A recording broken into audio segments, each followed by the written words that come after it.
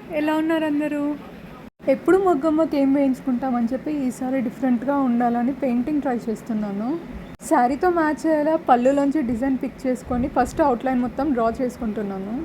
Outline చేయడానికి జనరల్గా marker use చేస్తాం, బట్ మార్కర్ అయితే వాష్ చేస్తేనే పోతుంది. సో ఈ పెన్స్ నేను ఫ్లిప్కార్ట్ నుంచి తీసుకున్నాను. ఈ పెన్స్ ఏంటంటే జస్ట్ అలా ఐరన్ చేయగానే ఫేడ్ అయిపోతాయి. బట్ ప్రాబ్లం ఏంటంటే లాంగ్ స్టే ఉండదు.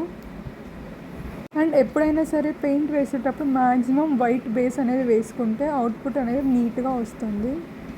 కలర్ కూడా పర్ఫెక్ట్గా కనిపిస్తుంది. అండ్ వైట్లో కూడా లైట్గా మీడియం మిక్స్ చేసి డైల్యూట్ చేసుకొని వేసుకోవాలి. సో మరీ హెవీగా ఉండకుండా సింపుల్గా నీట్గా కనిపిస్తుంది. ఇలా వైట్ కంప్లీట్గా ఫ్లవర్ అంతా కంప్లీట్ చేసుకున్న తర్వాత కాసేపు ఆరాక నెక్స్ట్ గ్రీన్ కలర్ వేసుకుందాము.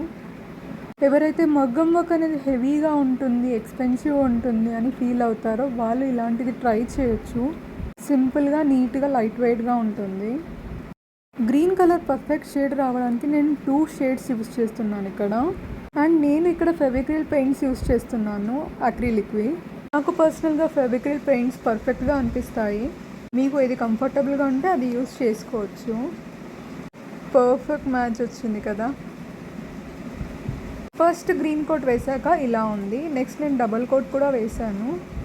డబల్ కోట్ వేసేటప్పుడు అదే కలర్లో లైట్గా మీడియం మిక్స్ చేసి వేసాను, సో దట్ హెవీగా అనిపించకుండా ఉంటుంది. మైల్డ్గా వచ్చి కలర్లో మిక్స్ అయిపోతుంది. అక్కడక్కడ లైట్గా వైట్ అనేది పాపప్ అవుతుంది కదా, అక్కడ మాత్రమే నేను డబల్ కోట్ తీసుకున్నాను.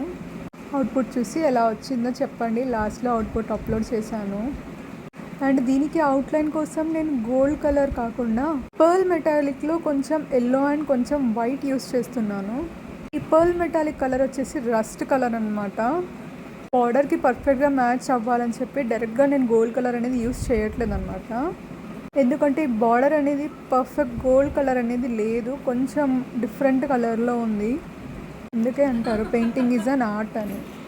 స్టిచ్ చేశాక షార్ట్స్లో అవుట్పుట్ అప్లోడ్ చేస్తాను, చూడండి.